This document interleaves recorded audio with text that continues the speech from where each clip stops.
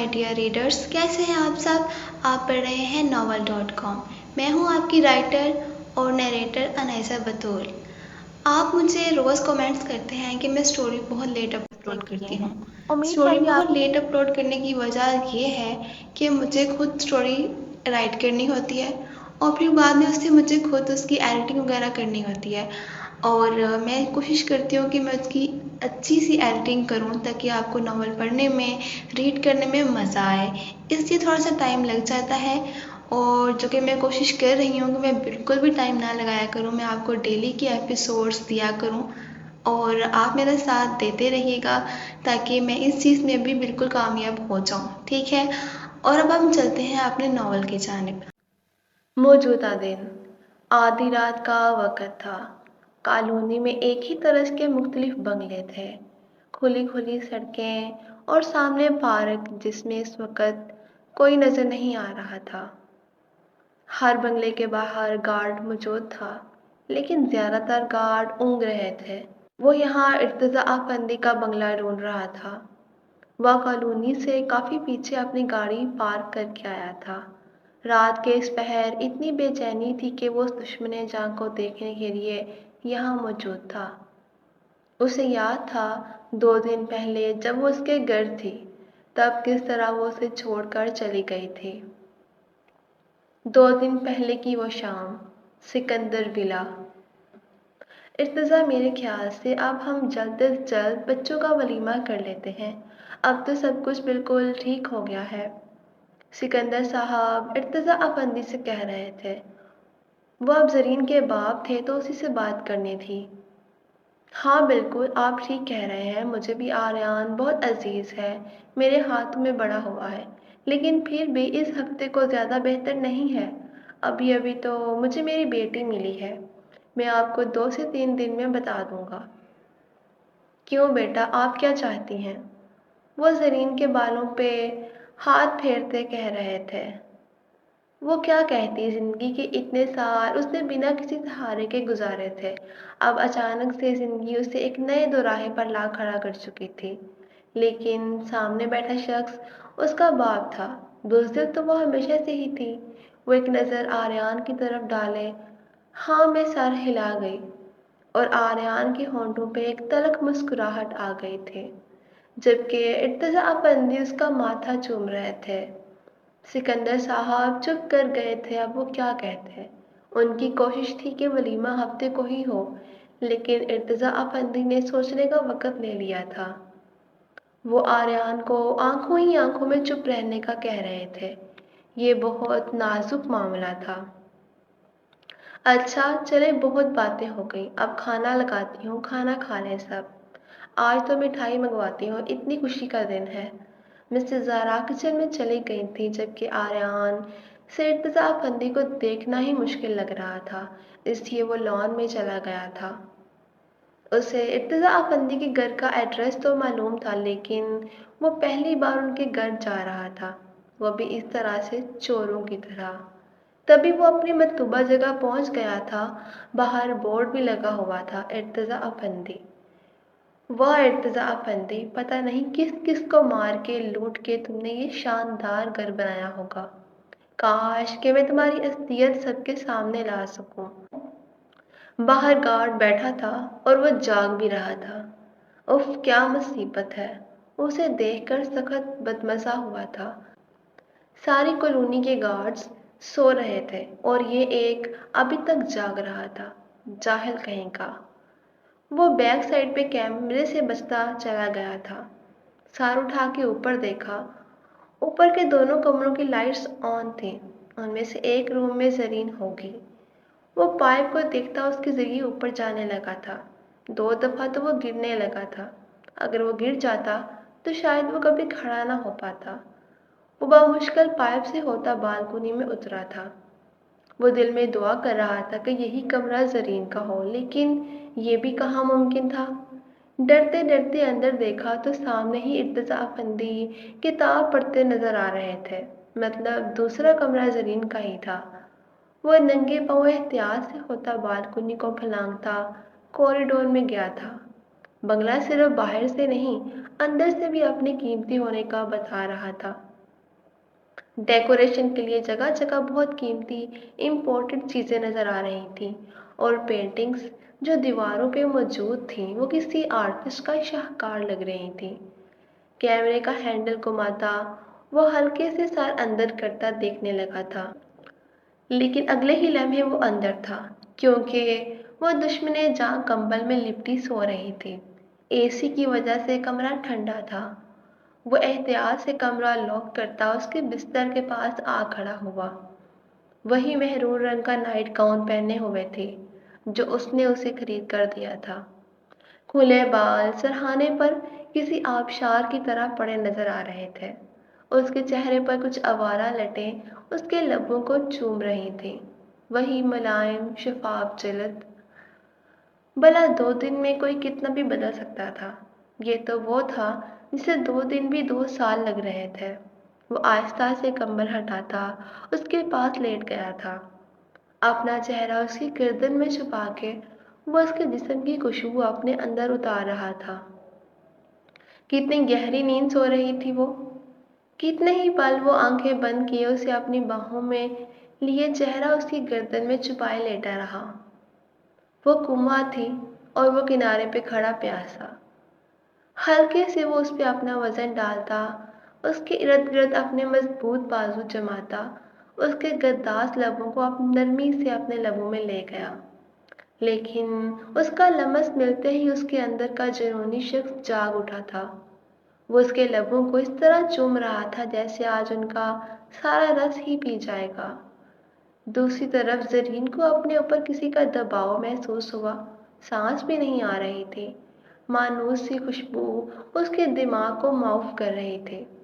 وہ اپنے ہاتھ اس کے سینے پہ مارتی اسے دور کرنے کی کوشش میں ہلکان ہو رہی تھی، اور وہ تھا کہ اتنا ہی اس پہ قابض ہو رہا تھا۔ پھر اس کو شاید اس پہ ترس آ ہی گیا تھا۔ اس کے لبوں کو آزاد کرتا وہ اس کی آنکھوں میں دیکھنے لگا تھا۔ وہ گہرے سانس لیتی اپنی سانسیں بحال کر رہی تھی۔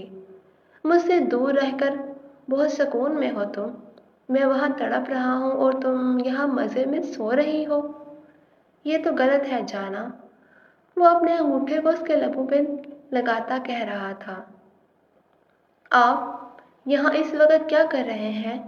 وہ اپنی الٹ پلٹ ہوتی سانسوں کو سنبھالتی ہوئی بولی تھی۔ کیوں؟ کوئی بھی شخص اپنی بیوی کے پاس اس وقت کیوں آتا ہے؟ جان بوجھ کر اس وقت پر زور ڈالتا وہ بولا تھا۔ تم اتنی چھوٹی بچی تو نہیں کہ تمہیں یہ پتہ نہ ہو؟ نہ جانے اسے غصہ کس چیز کا تھا جو اس طرح انگارے چبا رہا تھا۔ سگریٹ کی بدبو اس قدر تھی جیسے پتہ نہیں 2 دن سے اسموکنگ ہی کر رہا ہو۔ مہرون نائٹی جس کا گلا کافی ڈیپ تھا، اس کے سینے کے نشیب و فراز سب واضح ہو رہے تھے، اور وہ اس کے سینے پہ ہی نظریں گاڑے بیٹھا تھا۔ پیچھے ہٹیں، آپ کے پاس سے بہت اسمیل آ رہی ہے، جائیں برش کر کے آئیں پہلے۔ وہ اپنی نائٹی کو ٹھیک کرنے کی کوشش کر رہی تھی، اس کے ابار اتنے ڈیپ گلے سے باہر نکل رہے تھے۔ کافی زبان لگ گئی ہے تمہیں اب تو تمہیں مجھ سے اسمیل آ رہی ہے، اسی لیے ریسیپشن رکوایا ہے تمہارے باپ نے۔ وہ جب بیٹھنے کی کوشش کر رہی تھی، وہ اسے ایک ہاتھ سے بیڈ پہ لٹاتا اس پہ قابض ہو چکا تھا۔ یہ کس طرح کے الفاظ آپ استعمال کر رہے ہیں بابا کے لیے؟ وہ صرف یہ چاہتے ہیں کہ میں ان کے ساتھ کچھ ٹائم اسپینڈ کروں، اور کچھ نہیں۔ اور اس میں غلط بھی کیا ہے؟ اتنے سال بعد اگر ہم… وہ اس کی تیز تیز چلتی زبان کو ایک لمحے میں ہی روک گیا تھا۔ ایک ہاتھ اس کی پتلی کمر میں ڈالے وہ اس کے پیٹ پہ اپنا ہاتھ چلا رہا تھا، تو دوسرے ہاتھ سے وہ اس کے ہاتھوں کو پکڑے ہوئے تھا۔ انداز اس قدر شدت پسند تھا کہ وہ بن پانی کے مچھلی کی طرح تڑپ رہی تھی۔ اور پھر اس کے لبوں کو تب آزاد کیا جب خون کا ذائقہ اس کو محسوس ہوا۔ آپ اس طرح کریں گے تو میں چلاؤں گی، اور آپ کیا سمجھتے ہیں خود کو؟ ایک بار پھر وہ اس کے لبوں کو قید کر گیا تھا۔ اب کی بار وہ اس پہ کوئی رحم نہیں کرنے والا تھا۔ اب اس کا ایک ہاتھ زرین کے حسین جسم کو نائٹی سے الگ کر چکا تھا۔ مرمری وجود مکمل طور پر اس کے سامنے عیاں تھا۔ اس کے لبوں کو آزاد کرتا وہ اس کی گردن پہ جھک گیا تھا۔ جانتا تھا نا کہ یہی اس کی کمزوری ہے، یہاں آ کر وہ زیادہ مزاحمت نہیں کر پائے گی۔ آریان، پلیز کوئی آ جائے گا۔ بابا جاگ جیسے ہی اس نے بابا کا نام لیا تو آریان نے اس کی نازک گردن پہ لو بائٹ کر دیا، جس پہ وہ درد سے چیخی تھی۔ آج وہ اپنا سارا غصہ اس پہ ہی نکال دینا چاہتا تھا۔ گردن سے ہوتا وہ اس کے سینے پہ پہنچ چکا تھا۔ اس کے سینے کی موٹائی کو وہ اپنے مضبوط ہاتھوں کی مٹھی میں پکڑے ہوئے تھا، جس میں اس کے ابار مکمل طور پر فٹ آئے تھے۔ اس کے سینے پہ لگے گلابی سے نشان کو اپنے لبوں میں لے چکا تھا۔ آج اسے وہ بخشنے کے موڈ میں بالکل نہیں تھا۔ وہ دبا دبا سسک رہی تھی۔ یہ بھی خطرہ تھا کہ کہیں بابا نہ آ جائیں۔ وہ ہر رات اسے چیک کرنے آتے تھے جیسے وہ کوئی چھوٹی سی بچی ہو۔ وہ اس کو تڑپا رہا تھا، کبھی سینے پہ اپنے لبوں کے رنگ چھوڑتا تو کبھی گردن پہ۔ وہ اسے کہنا چاہتی تھی کہ اس کی گردن پہ کوئی نشان نہ بنائے، لیکن الفاظ ساتھ نہیں دے رہے تھے۔ وہ اسے سزا دے رہا تھا، لیکن اس کی نازک وجود کا کیا قصور تھا جو وہ اسے یوں تڑپا رہا تھا؟ اسے یاد تھا 2 دن پہلے کی وہ رات جب اس نے خود اسے ارتضیٰ افندی کے ساتھ جانے کی اجازت دی تھی۔ جبکہ ارتضیٰ اور سکندر صاحب باتوں میں مشغول تھے تو زرین اٹھ کے مسز زارا کے پاس چلی گئی۔ ارے زرین، تم یہاں کیوں آ گئی ہو؟ بابا کے ساتھ بیٹھو، باتیں کرو۔ مسز زارا اسے کچن میں آتا دیکھ کر بولی تھی۔ بابا، کتنا ترسی تھی وہ اس لفظ کے لیے، اور آج قسمت نے بنا کسی کوشش کے اسے بابا سے ملوا دیا تھا۔ مسز زارا کچھ دیر اس کے جواب کی منتظر رہیں، لیکن وہ اس لفظ میں اتنا ہی گم تھی کہ کچھ اور سمجھ ہی نہیں سکی۔ مسز زارا کی آنکھیں کیا کہہ رہی ہیں؟ دیکھو زرین بیٹا، اب تک میرے اور تمہارے تعلقات اتنے اچھے نہیں رہے، جس کی وجہ تم جانتی ہو کہ مجھے کچھ تحفظات تھے۔ تم اچانک سے میرے بیٹے کی زندگی میں آئی اور پھر تمہارے خاندان کا بھی مجھے کچھ معلوم نہیں ہو سکا۔ آریان میرا اکلوتا بیٹا ہے۔ میں جانتی ہوں سب کہ تم دونوں کے رشتے کی شروعات کیسے ہوئی، لیکن میرا بیٹا اب کیسا ہے میں یہ بھی جانتی ہوں۔ وہ شروع سے اپنی ہر چیز کے بارے میں بہت پوسیسو ہے، تمہارے لیے بھی ہے۔ مجھے بہت خوشی ہے کہ ارتضیٰ جیسا اچھا انسان تمہارا باپ ہے۔ 18 سال سے وہ در بدر پھر رہا ہے تمہارے لیے، کیونکہ اسے یقین تھا کہ تم زندہ ہو، اور اس کا یقین سچ ثابت ہوا۔ لیکن یاد رکھو، آریان بھی تم سے محبت کرتا ہے۔ وہ تمہارا شوہر ہے۔ جب تمہارے پاس کوئی نہیں تھا تب وہ تھا جس نے تمہارا خیال رکھا۔ اس کی کچھ بری باتیں بھی ہوں گی، لیکن اچھی بیویاں اپنے شوہر کی مرضی کے بغیر کوئی قدم نہیں اٹھاتی۔ میں چاہتی ہوں کہ تم آریان سے پوچھ کر اس سے بات کر کے اپنے بابا کے پاس جاؤ۔ تم سمجھ رہی ہو نا میں کیا کہہ رہی ہوں؟ مسز زارا زرین کو چپ کھڑا دیکھ کر پوچھ رہی تھیں۔ جی جی آنٹی، مجھے سب سمجھ میں آ رہا ہے۔ اس لیے اب تم جاؤ، وہ دیکھو سامنے کھڑا ہے، کتنا اداس ہے، جا کے اس سے بات کرو۔ وہ زرین کو کچن کی کھڑکی سے سامنے لان کا منظر دکھا رہی تھی، جہاں آریان کھڑا اسموکنگ کر رہا تھا۔ وہ اس بات میں سر ہلاتی باہر نکل گئی تھی۔ مدھم سی روشنی میں کھڑا وہ سگریٹ میں سگریٹ پی رہا تھا۔ اس کی طرف اس کی کمر تھی۔ کل کی حسین رات اور گاڑی کا سفر مری سے اسلام آباد کتنا حسین تھا۔ اسے یاد تھا جب وہ اسلام آباد سے مری گئی تھی تو وہ آریان سے نفرت کرتی تھی، اور اب مری سے اسلام آباد کے سفر میں وہ اس سے بے انتہا محبت کرتی تھی۔ وہ مدن سی قدم اٹھاتی اس کے پیچھے آ کھڑی ہوئی۔ موم، اب میں آپ کی یا ڈیڈ کی کوئی اور نصیحت نہیں سننے والا۔ اس لیے وہ بولتا ہوا رک گیا تھا کیونکہ کوئی تھا جو اسے پیچھے سے گلے لگائے ہوئے تھا۔ وہ پیچھے پلٹا اور اسے دیکھنے لگا۔ وہ جب بھی اسے دیکھتا تھا اسے وہ پہلے سے زیادہ حسین لگتی تھی، اور اب تو وہ مسکراتی بھی تھی۔ کیا آپ ناراض ہیں؟ کیا مجھے ناراض ہونا چاہیے؟ سوال کے جواب میں ایک اور سوال آیا تھا۔ میرے اور بابا کے ملنے پہ آپ خوش نہیں ہیں؟ اس کے بابا لفظ کہنے پہ اس کے چہرے پہ بکھرا مکمل ہونے کا وہ احساس دیکھ سکتا تھا۔ تم خوش ہو؟ ایک بار پھر سوال کے جواب میں سوال کیا گیا تھا۔ ہاں، بہت خوش ہوں، وہ سرشاری سے مسکرائی تھی۔ اگر تم بہت زیادہ خوش ہو تو میں بھی خوش ہوں۔ عاشق محبوب کی خوشی میں ہی خوش ہوتا ہے۔ اس کی کمر کے گرد باہوں کا گھیرا تنگ کرتا بولا تھا، اور وہ سرشاری سے مسکراتی اس کے ہاتھ سے سگریٹ لیتی پھینک چکی تھی۔ تو پھر میں بابا کے ساتھ چلی جاؤں کچھ دن کے لیے؟ اگر آپ کہیں گے تو نہیں جاؤں گی، وہ ڈرتے ڈرتے بولی تھی۔ اس کی طرف امید بڑی نظروں سے وہ دیکھ رہی تھی۔ نہیں، تم جتنے دن رہنا چاہتی ہو رہ لینا، لیکن آنا تمہیں میرے پاس ہی ہے، یاد رکھنا۔ وہ اسے باہوں میں لیے واک کرنے لگا تھا۔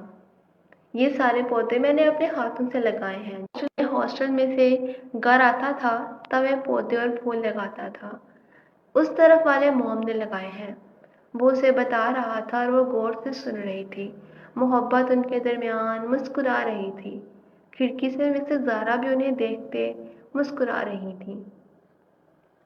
کھڑکی سے مسز زارا انہیں دیکھتی مسکرا دی تھی۔ پتہ نہیں کتنے دانتوں کے نشان وہ اس کے نازک جسم پہ لگا چکا تھا۔ ایک عرصے بعد وہ اتنا جنونی پھر سے ہو گیا تھا۔ صرف ایک انکار اسے اتنا غصہ دلا گیا تھا۔ وہ اس کی دودھیا ٹانگوں کو اپنے سخت ہاتھوں سے کھولتا اس کے اوپر جھک گیا تھا۔ وہ اس کے خطرناک تیور دیکھتی اسے روکنے کی کوشش کر رہی تھی، لیکن وہ اس کے جسم کی گہرائیوں میں اترتا جنونی انداز میں لگاتار اس کی جان ہلکان کر رہا تھا۔ وہ اسے روک رہی تھی، اسے آہستہ کرنے کو کہہ رہی تھی، لیکن وہ کچھ نہیں سن رہا تھا۔ زرین اپنی چیخوں اور سسکیوں کو جتنا دبانے کی کوشش کر رہی تھی، وہ ہر بار اس سے بھی زیادہ طاقت سے اس پہ حاوی ہو جاتا۔ اب تو بیڈ بھی دہائیاں دے رہا تھا۔ وہ ایک دم سے اسے اوپر کرتا خود نیچے لیٹ گیا تھا۔ اب زرین اس کی تھائس پہ بیٹھی تھی۔ ہر جھٹکے پہ وہ بری طرح اچھلتی تھی۔ وہ اپنے منہ پہ ہاتھ رکھے سسکیوں کو دبا رہی تھی۔ آریان، پلیز، بابا سن لیں گے، وہ اپنی ٹوٹتی سانسوں میں اس سے التجا کر رہی تھی۔ تو اچھا ہے نا کہ وہ بھی آ جائیں، تاکہ انہیں پتہ چلے کہ ان کی بیٹی سچ میں شادی شدہ ہے۔ اچھا ہے، یہ ڈیمو وہ بھی دیکھ لیں۔ وہ اس کی کان کی لو کو دانتوں سے چھوتا وہ اس کی کان کی لو کو ہونٹوں سے چھوتا کہتا اس کی جان نکال رہا تھا۔ اس کے جسم سے بس اب جان نکلنا ہی باقی تھی۔ وہ پسینے میں شرابور بے سدھ ہو کر اس کے سینے پہ آگ گری تھی۔ اے سی کی ٹھنڈک بھی کچھ کام نہیں آ سکی تھی۔ وہ دونوں ہی پسینے میں نہا چکے تھے۔ پھر شاید اس ستمگر کو اس پہ ترس آ ہی گیا تھا کہ وہ اس سے چھوڑتا اپنے شارٹس پہننے لگا جو اس نے نیچے گرائے تھے، اور وہ نیم بے ہوش برہنہ بیڈ پر لیٹی گہرے سانس لے رہی تھی۔ ہر سانس کے ساتھ اس کا سینہ اوپر اٹھ جاتا اور پیٹ مزید اندر چلا جاتا۔ سرخ چہرہ، جسم جگہ جگہ سے نشانات سے بھرا ہوا تھا۔ مدھم سی روشنی میں لیٹی وہ حسینہ اس کا دل پھر سے دھڑکا رہی تھی، لیکن اب اگر وہ اپنے دل کی آواز سن لیتا تو وہ بھی ہوش ہی ہو جاتی، اور ویسے بھی صبح کے 4 بج چکے تھے۔ وہ کپڑے پہنتا اس کے پاس بیٹھ کے مہرون نائٹی اسے پہنا رہا تھا۔ زرین، میری جان، آنکھیں کھولو، بہت برے ہیں آپ، وہ آنکھیں کھولتی ہلکے سے کہہ رہی تھی۔ تمہیں پتہ ہے نا کہ تمہارا جسم میری کمزوری ہے، ذرا دن دور نہ رہا کرو۔ اب تم اپنے بابا کو کہو کہ ہمارا ریسیپشن کریں، کل ہم لوگ آئیں گے، تم آج ہی بابا سے بات کرو۔ کہتا وہ اس کے لبوں پہ جھکا اور اپنی پیاس بجھاتا جیسے آیا تھا ویسے ہی باہر نکل گیا۔ پیچھے وہ اس کے لمس کو محسوس کرتی آنکھیں بند کر گئی۔ بابا نے انکار کیوں کیا تھا؟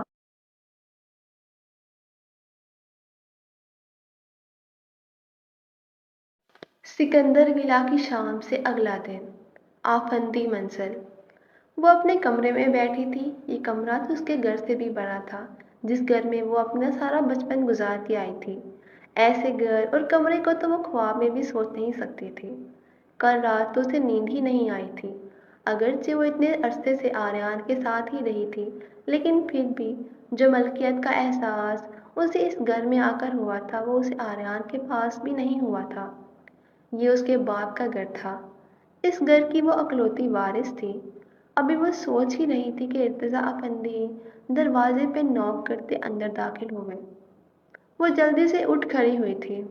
بابا آپ، میں نے اتنے سال اسی دن کی امید میں گزارے ہیں کہ میرا اس دنیا میں ایک واحد رشتہ تم ہو، اور ایک دن تم مجھے بابا کہہ کر پکارو گی۔ اگر تمہیں کسی چیز کی تکلیف ہو یا کچھ چاہیے ہو تو مجھے بتانا، نہیں تو ڈرائیور کھڑا ہے اور یہ تمہارا ATM کارڈ ہے، جو چاہے لے لینا۔ وہ اس کے پاس بیٹھے میز پہ ATM کارڈ رکھتے کہہ رہے تھے، بیٹا مجھے معاف کر دو، میں اتنے سال تم سے دور رہا، میں تمہاری اور تمہاری ماں کی حفاظت نہیں کر سکا۔ اگر میں تب نا امید ہو کر ملک سے نہ جاتا تو شاید آج تمہاری ماں بھی زندہ ہوتی اور ہم ایک فیملی کی طرح رہتے۔ اتنے سال تم اپنی ضروریات کے لیے ترستی نا۔ بات کرتے ہوئے ان کا لہجہ گلو کھیر ہو گیا تھا، بے ساختہ آنسو ان کی آنکھوں سے ہوتے ہوئے زرین کے ہاتھ پہ جا گرے تھے۔ میں جب یہ سوچتا ہوں کہ تم پہ کس طرح کے ظلم ہوئے تو میرا بس نہیں چلتا، لیکن پھر یہ سوچتا ہوں کہ تم میرے پاس ہو، اب اور کیا چاہیے۔ تم نے مجھے یہ تو بتا دیا کہ کس طرح تمہاری خالہ کے جانے کے بعد وہ تمہیں نقصان پہنچانا چاہتے تھے، مگر تم نے مجھ سے یہ جھوٹ کیوں بولا کہ آریان نے تمہیں ان لوگوں سے بچایا اور پھر تمہیں محفوظ کرنے کے لیے تم سے نکاح کر لیا؟ وہ اس کی آنکھوں میں دیکھتے کہہ رہے تھے اور وہ اندر تک ہل گئی تھی۔ ابھی کل رات ہی تو ان کے پوچھنے پہ وہ انہیں مختصراً بتا چکی تھی، اور اب جس آریان کو میں جانتا ہوں وہ اتنا اچھا نہیں ہوا کرتا تھا کچھ عرصہ پہلے جتنا تم نے بتا دیا۔ سچ بتاؤ، آریان نے تمہیں زبردستی اپنے پاس رکھا تھا اور یہ نکاح یقیناً میری بیٹی کے زور دینے پہ ہی ہوا ہوگا، وہ جیسے آخری حد تک جاننا چاہتے تھے۔ ہاں لیکن وہ سب پہلے تھا، اب تو… وہ بات کرتی اچانک چپ ہوئی تھی جب اسے احساس ہوا کہ وہ کیا بول چکی تھی، لیکن اب دیر ہو چکی تھی۔ آریان خانزادہ، ان کے چہرے پہ پتھروں جیسی سختی آ گئی تھی، لیکن زرین کے دیکھتے ہی وہی نرم تاثر واپس آ گیا تھا۔ بابا اب ایسا نہیں ہے، میرا مطلب پہلے بھی ایسا نہیں تھا، لیکن اب تو وہ مجھ سے بہت پیار کرتے ہیں۔ وہ آریان کے بارے میں اپنے بابا کو شک میں ڈالنا نہیں چاہتی تھی، وہ باپ اور شوہر کے تعلقات ٹھیک کرنا چاہتی تھی، وہ تب ہی خوش رہ سکتی تھی۔ ہاں بیٹا، میں ملا ہوں اس سے، بہت اچھا ہے، میں نے تو ایسے ہی پوچھا تھا تم سے۔ اچھا خیر، تم آرام کرو، شاپنگ پہ جانا ہوا تو اپنی آنٹی نورین کے ساتھ چلی جانا۔ چلو میں چلتا ہوں۔ اور پھر اسی شام، وہ نہیں جانتی تھی کہ کیا ہوا، بابا نے سکندر صاحب سے کچھ دن مزید کی معذرت کر لی تھی۔ وہ حیران تھی، لیکن اندر کہیں وہ وجہ بھی جانتی تھی۔ آریان آگ بگولا ہو رہا تھا تو اس کے بابا خوش تھے، وہ کچھ دن مزید اپنی بیٹی کے ساتھ رہنا چاہتے تھے، تو وہ منع کیسے کر سکتی تھی؟ حال موجودہ دن۔ کہاں سے آ رہے ہو تم؟ جیسے ہی وہ اندر داخل ہوا، مسز زارا سامنے کھڑی اس سے پوچھ رہی تھی، ارے مام، آج آپ اتنی جلدی اٹھ گئی، خیریت تو ہے؟ وہ کافی اچھے موڈ میں تھا، ہوتا بھی کیوں نہ، ساری رات جو اس دشمن جان کے ساتھ گزاری تھی۔ فضول بکواس کرنا بند کرو، میں نے تم سے پوچھا ہے، تم کل رات کہاں تھے؟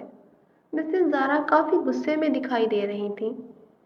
او کم آن مام، میں عثمان کی طرف تھا، اب آپ کو پتہ تو ہے کہ ولید ہاسپٹل میں ہے۔ جھوٹ مت بولو، میں جانتی ہوں تم ارتضیٰ کی طرف تھے، ساری رات تم زرین کے ساتھ رہے ہو۔ ہاں رہا ہوں، اور اگر میں نے ایسا کر بھی لیا ہے تو کیا غلط کیا ہے؟ وہ میری بیوی ہے، میں جب چاہے اس کے پاس جا سکتا ہوں۔ اب کی بار آریان کو بھی غصہ آ گیا تھا، نہ جانے کیوں وہ اس طرح کے فضول سوال پوچھ رہی تھی۔